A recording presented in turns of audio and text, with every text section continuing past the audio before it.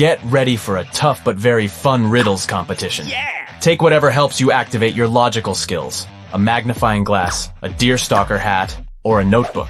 And let's get rolling. Let's warm up with some easy stuff. Can you find a vampire among these emojis?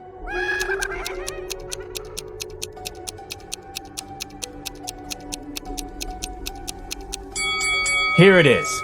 Ugh, creepy. How about this crowd of people? Can you spot a vampire hiding among them?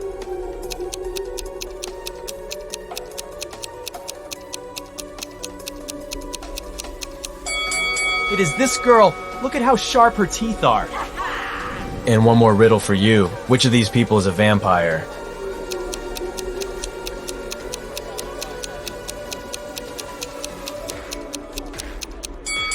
See those fang marks on the neck of that guy? He was bitten and has already turned into a vampire himself. Stephen was found unconscious in his living room on a Sunday evening. Someone had hit him on the head. The man was rushed to a hospital while the police started questioning the suspects. There were 3 of them: Stephen's ex-wife, his neighbor, and his younger brother. Stephen's ex-wife said she'd been walking in the park with her little niece all day. Stephen's neighbor said she'd wanted to go on a date with her boyfriend, but since it had been raining heavily, they decided to stay at home. And Stephen's younger brother said he'd been at work, finishing a large project. It was so important he had to work even on weekends. The police figured out who the attacker was quite fast. Can you do the same?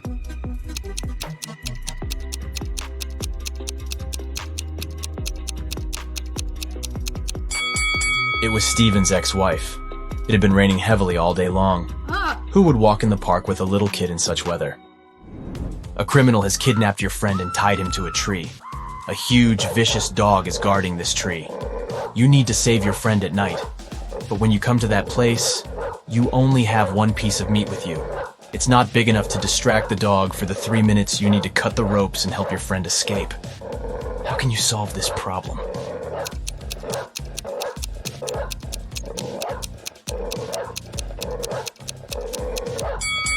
Cut the meat into small pieces and throw them all over the garden. And while the dog is distracted, set your friend free. One day, Amy went on a date with her boyfriend Joe to a nice restaurant. Joe gave her flowers and candy. They had a great meal and enjoyed the date. But in the morning, Amy woke up with a severe allergic reaction. She went to the hospital, where she was told that she had been poisoned.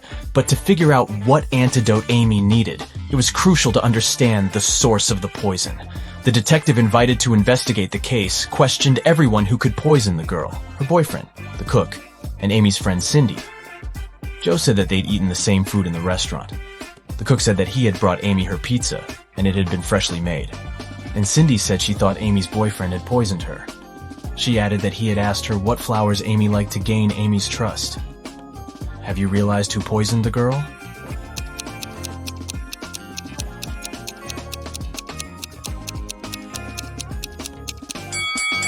It was Cindy. Have you noticed the book on her table? It was about poisonous flowers. She advised Joe to give Amy flowers that would cause health problems. One company organized a betting game where 1 red and 1 blue marble were placed in a dark box. If a player picked the blue marble, the company had to pay them $5,000. But if the player guessed it wrong, they had to pay the company $100. The company cheated by always putting in the box 2 red marbles instead of 1 red and 1 blue, but no one could prove it. Mark was observing people lose one after another. Then he took part in the game and won. How did he do it?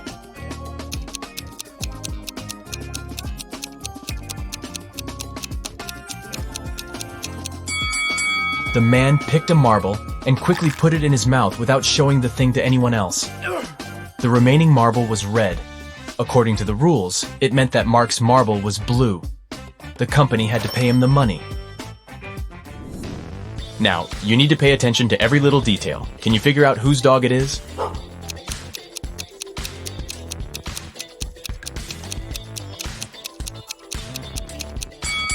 Look at that guy wearing a red jacket. See that leash he's holding? It matches the dog's collar, so most likely he's the owner. This parrot has managed to sneak away from its owner, and now the vet is looking for them. Can you say whose bird this is?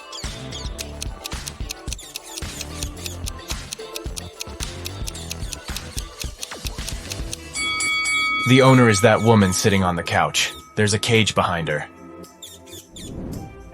Another waiting room at the vet. And whose Sphinx cat is this cutie?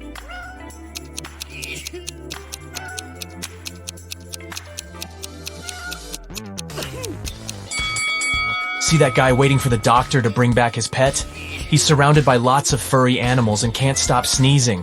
He must be allergic to fur. That's why he got himself a Sphinx kitty. And whose horse is this?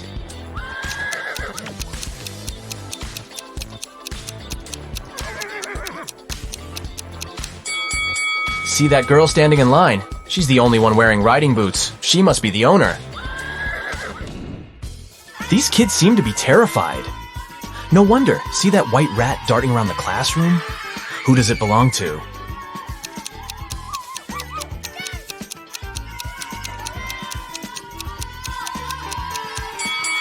It's that girl who's checking her backpack. You can see a cage and some rodent food inside. Ah, look at this cutie. What do you think? Who does this mini pig belong to?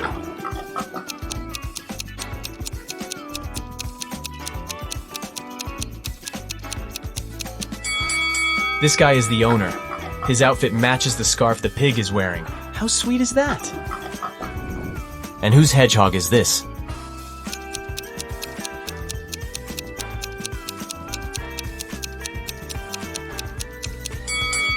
This lady is the owner. She's wearing special gloves to handle the animal.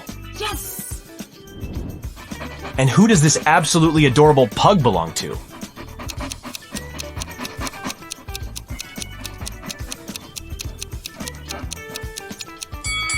Its owner is this guy. If you look attentively, you'll notice a pug tattoo on his leg. Lily came home and saw her favorite vase shattered. Extremely upset, she exclaimed, "What's happened to my vase?" Her husband Sam explained that around lunchtime, he heard a loud crash from their bedroom. He rushed there and saw that Lily's expensive vase had been broken, and a robber was running away. Sam followed the man outside, but his glasses got foggy because of the cold weather. That's why he missed the man. Lily called the police, but after police officers heard the whole story, they refused to investigate this case. Why?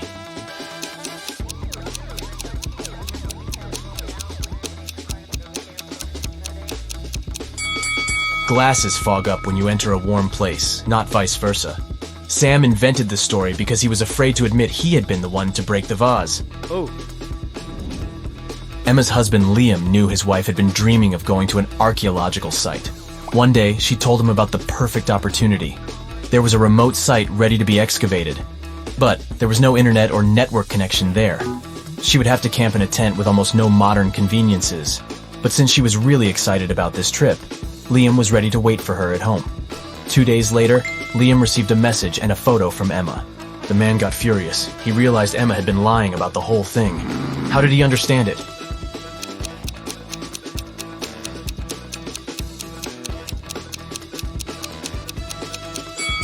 Before leaving, Emma told her husband there was no internet connection or cell phone reception there.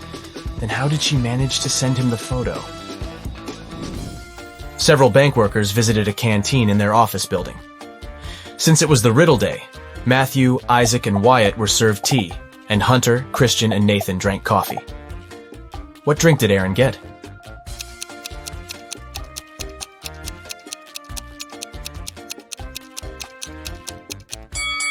Aaron drank tea simply because of his double-letter name.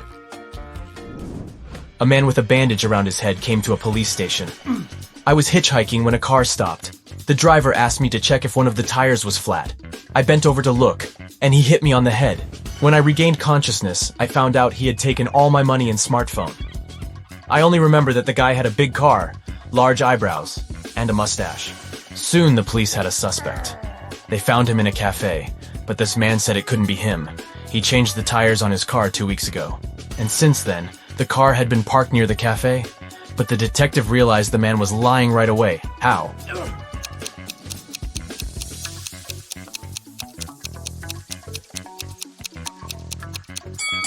There's a no parking sign near the cafe. No car could be staying there for 2 weeks. Isabella is standing behind Mia.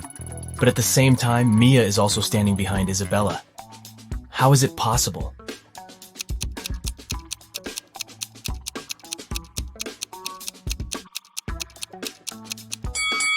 The girls are standing with their backs turned toward each other.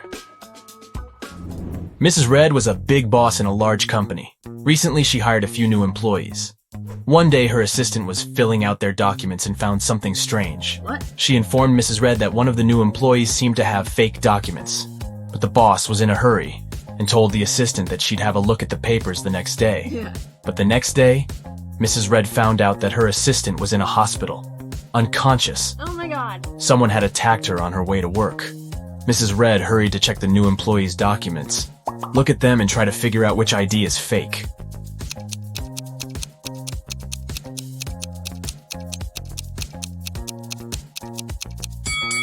This ID card claims that Edward is 34 years old, but the man using this document is way older. Oh. It was an extremely hot day. Police Officer Black was driving along a countryside road. Suddenly, he noticed a hitchhiker on the side of the road and stopped to give him a ride. The man explained that he had been waiting for someone to pick him up for more than 2 hours and offered the officer some ice cream. Black refused and asked the guy about a gang of criminals who had just robbed a jewelry store. The hitchhiker exclaimed, "I've just seen a red car speeding past me. Must have been the robbers, but they were driving in the opposite direction. We'll need to turn back." Black didn't believe him and took him to the police station. How did the police officer guess the hitchhiker was a criminal?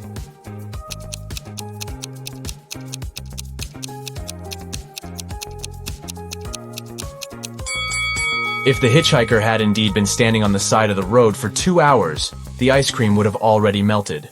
So, he lied to lead Black the wrong way. Oliver has in mind one of 3 numbers: 1, 2, or 3. Charlotte is allowed to ask him just one question to figure out which number it is. Oliver can answer her question only with no, yes, and I can't say. Which question should Charlotte ask?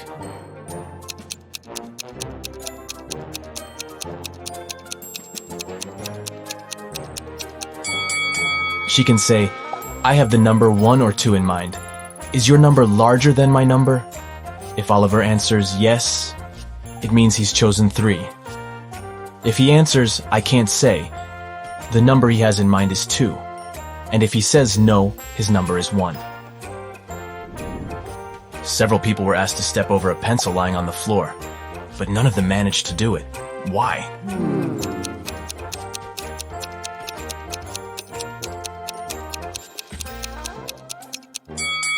The pencil was placed near the wall. Who doesn't like rebus puzzles?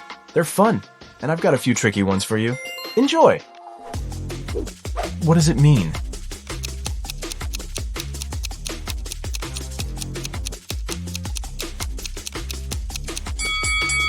It's misunderstood. Try to crack this one.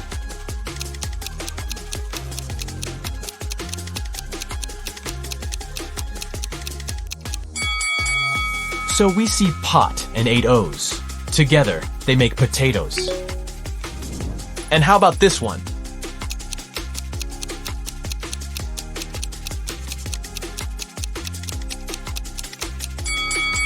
That's high five. A small hint. The arrangement of these letters is important.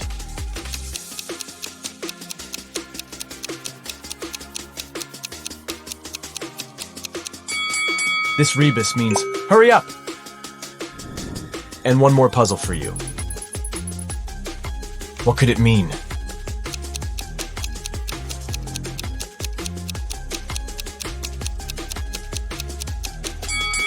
It's a friend in need. A hungry vampire is following you on a deserted street one dark night. Suddenly, you see a house with its door open and hide there.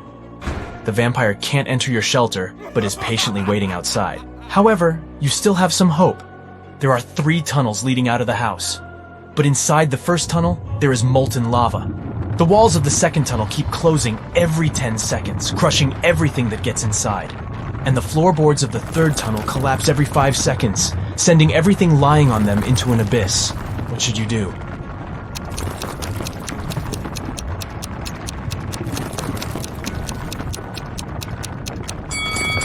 Just wait till the morning.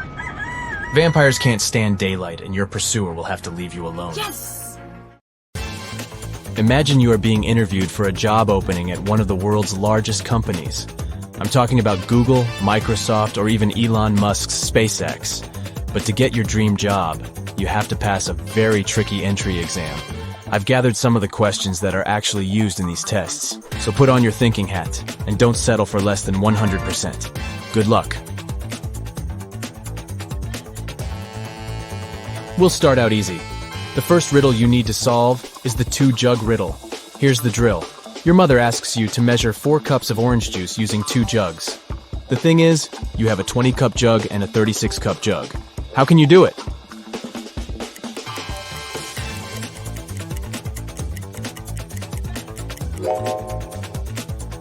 You need to start by pouring the orange juice into the smaller jug. Then, pour all the juice from that jug into the 36-cup jug. This way, the empty space from the big jug would give you 16 cups. After doing that, you can fill the 20-cup jug using more fresh juice and pour that liquid into the 36-cup jug. This way, you'll fill the entire 36-cup jug. And what is left in the smaller jug is the 4 cups of juice your mom asked for. Clever, huh? Moving on to the second round. Say your room has 3 switches, and one of these switches is for the fan in the room next door. You cannot see whether the fan is on or off unless you come out of your room. Got that? Okay, so I need you to figure out what's the minimum amount of times you need to go inside the room next door to identify the correct switch that turns on the fan.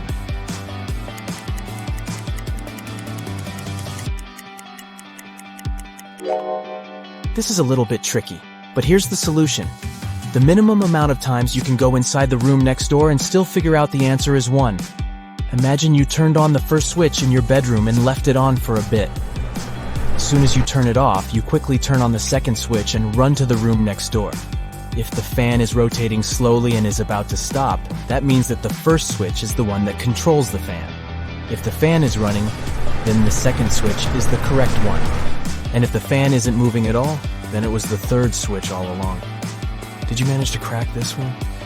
Hey, nobody said this was going to be easy. It's a mock job interview for a top-notch company after all. The third round is even trickier than the one before. An interviewer might ask you to solve this riddle to understand your pattern-finding capabilities. Let's say you were asked to watch a 6-lane car track for the day. Your job is to spot the 4 fastest cars out of 36. How many races would you conduct to find that out?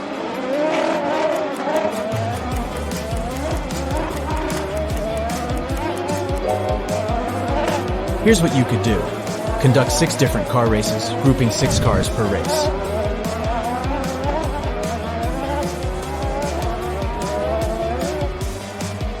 After you determine the winner of each of these races, you conduct another race with the 6 finalists. The winner of this race will be determined as the fastest vehicle of all. Then just place the second, third, and fourth cars according to how they performed in the last race. By the end of 7 races, you'll have figured out the 4 fastest cars out of 36. Good for you if you figured this one out.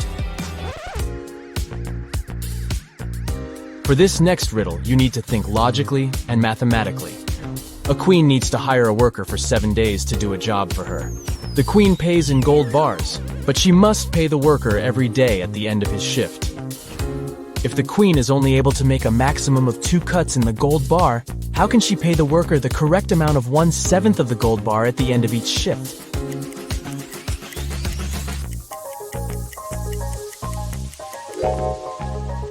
Let's see how this can work out.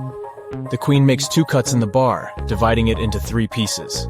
The first piece is 1/7 of the bar, the second piece is 2/7 of the bar, and the third one is 4/7 of the bar. After the first day of work, the queen gives the worker 1/7 of the bar as payment.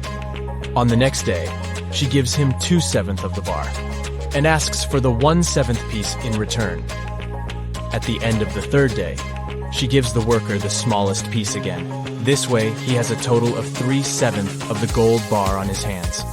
Then, after the fourth day, the queen takes away the first 2 pieces and gives the man 4/7 of the bar. At the end of day 5, she gives the worker 1/7 of the bar again.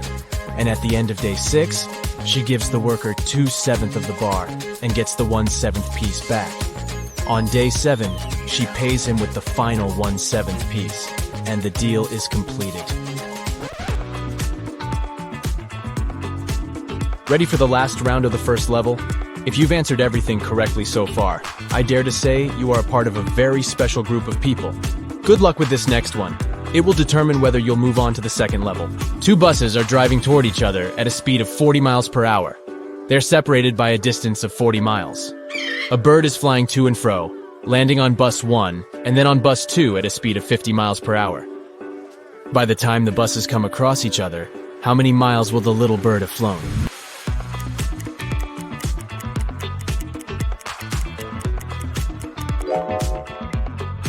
Math lovers, this one's for you.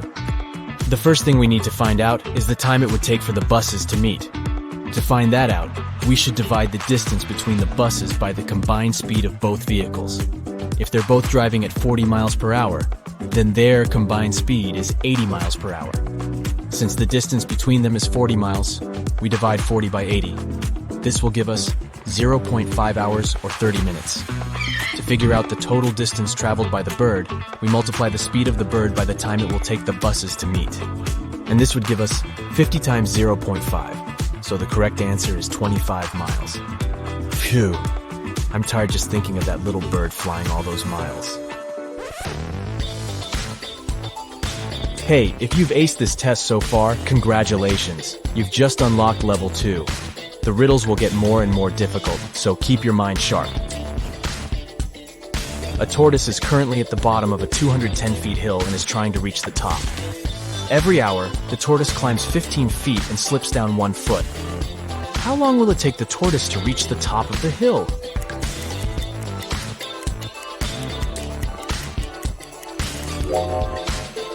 Here's the thinking behind this riddle. Every hour, our tortoise buddy climbs a total of 14 feet, right? Since it climbs 15 and slides down 1 foot. According to this, it will take the tortoise 15 hours to get to the top of that cliff, since 15 multiplied by 14 equals 210.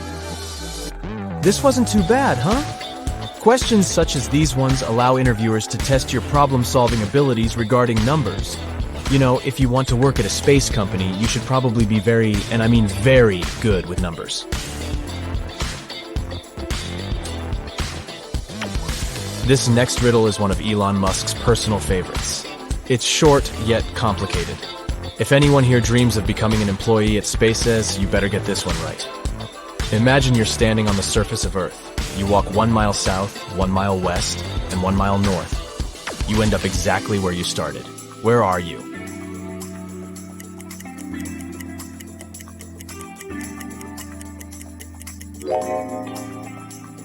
If you answered the North Pole, then you got it right. But the riddle doesn't stop here.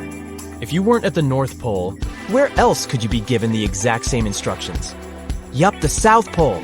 Here's how this works. This riddle presumes that the world is a perfect sphere. And if that were the case, the only place where you could walk 1 mile south, west, and north, and end up in the same place is at one of the poles. Got it? To get to level 3, you have to answer this riddle correctly. There are 2 strings in a room. All you know is that each string takes exactly 1 hour to burn. Your task is to time exactly 45 minutes, using the strings as your only source to find out the time. How can you do it?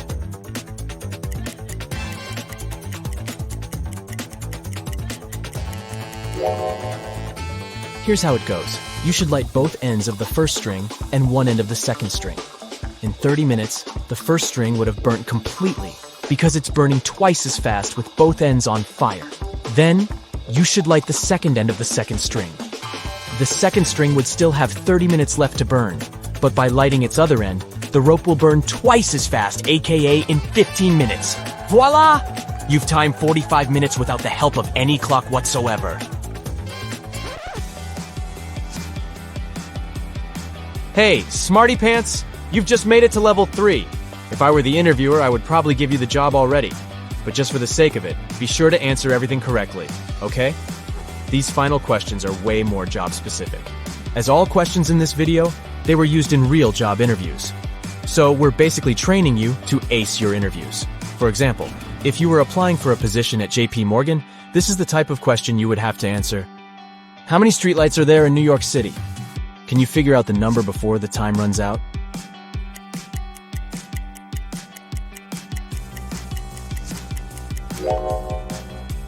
As impossible as this might sound to guess the answer without a Google search, what JP Morgan wants to test is your estimating abilities. Here's the logic. New York City boroughs have an ordered urban grid, so your first task would be to estimate the number of horizontal and vertical blocks in each borough. Then, estimate the number of streetlights each block may have. Multiply that number by 5 since New York City is made out of 5 boroughs. And then you'll have your number. If it's somewhere close to 300,000, then you got it right. If you were applying for a position at a healthcare company, you'd be faced with this fruity riddle. An apple costs 40 cents, a banana costs 60 cents, and a grapefruit costs 80 cents. How much does a pear cost?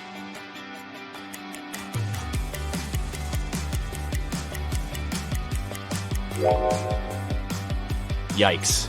I had to read it a few times before getting any idea of what to do with it. The key to answering this riddle is to focus on the vowels. If you charge 20 cents per vowel, the 2-vowel word apple will cost 40 cents. By this same logic, the 3-vowel banana will cost 60 cents, and the 4-vowel grapefruit will be 80 cents. In this scenario, a pear will cost 40 cents, and that's your answer.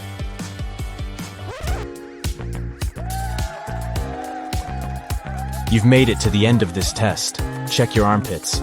If you're sweating, that probably means you've done a very good job. To finish off, here's an interesting question a tech company asks their interviewees. How would you describe the internet to someone who has just woken up from a 30-year coma?